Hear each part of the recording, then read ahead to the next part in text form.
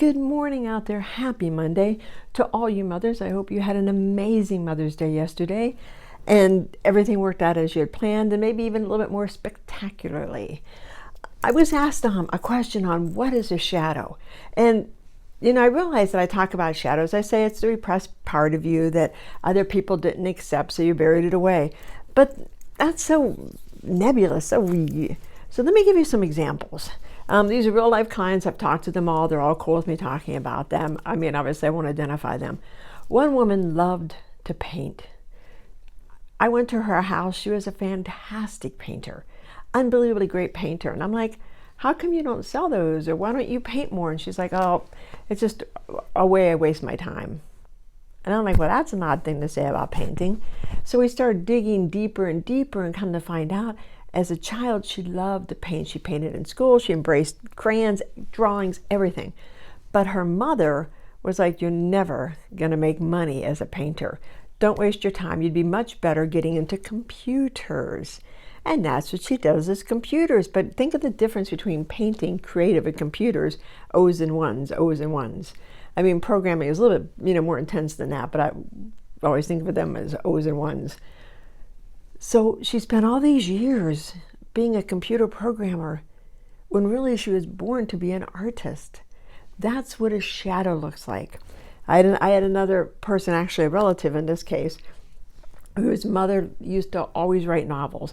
And this is back in the day of the typewriters and, the thick manuscripts, and she'd mail them off and she'd be convinced this is the one, and it wasn't. And my mom would be like, I don't know why she does that. She, it's never going to work out for her. You're never going to get anywhere as a writer. Excuse me. And she's just wasting her time. I love to write. I've written 2 books. In fact, there they are behind me right there. I've written 2 books, but it took me years and years and years to write those books, because why would I waste my time? Not going to be a good writer, because writing is a waste of time. My mother, who was very creative, this is what was so fascinating.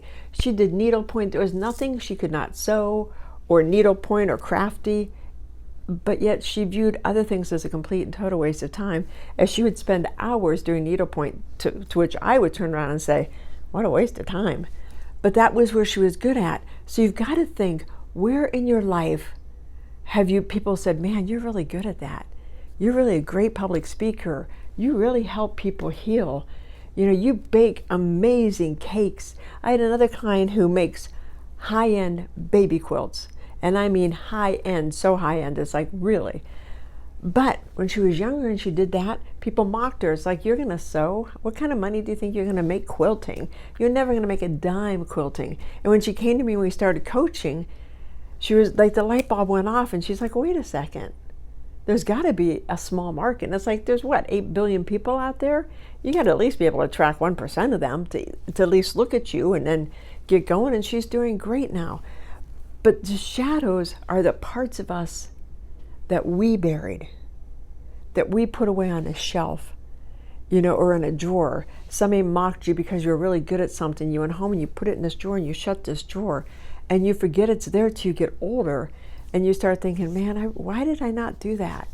But sometimes the shadows are so deep that you never do it. You never embrace it, because it's like, oh, in your mind, it's a waste of time. Here's a real life example for me. Years ago, I won't go into all the details. I was doing something, and anyway, I was at, a big, large gathering. The guy asked 3 questions. I answered all 3 of them out of a room of like 300 people. Going to the church rectory, and I'm all excited. I said, Mom, I answered all the questions, and I'm not one to pay attention in church. I'm not going to lie to you. And she just looked at me and she said, I just can't believe you did that. And I'm like, what? What? I'm thinking, how did I answer them all? I know you guys don't think I'm smart, but look at me. She's like, you just made a spectacle of yourself. And I'm like, a spectacle? She goes, yeah, you didn't give anybody else a chance to answer. You just raised your hand and started jumping around like you knew the answer. To which for years I thought that was true, until I really sat with it and I thought, wait a second. All I did was raise my hand. And I waited, because I was so insecure in raising my hand, because I was always the dummy, that I probably waited 10 minutes in my mind to raise my hand. But don't make a spectacle of yourself carried through my life. I have a big personality, bigger than most people see because I still keep pieces buried because I don't want to make a spectacle of myself. That is how shadows go, and that's how they impact you. I should be doing more shadow work. I should be helping more people, but I didn't want to make a spectacle out of myself. Does this make sense? Because really what I want you to do, I want you, when we're done here, we're almost done, I want you to turn off this video and I want you to sit with it. And I want you to think about something that you used to love doing as a child that you don't do anymore. Or that when you do it, you kind of get an uneasy feeling, like, ooh, I really like doing this, but oh, am I wasting my time? I'm not good enough. I'm not smart enough. You know, I come from a family of, like I said, creatives.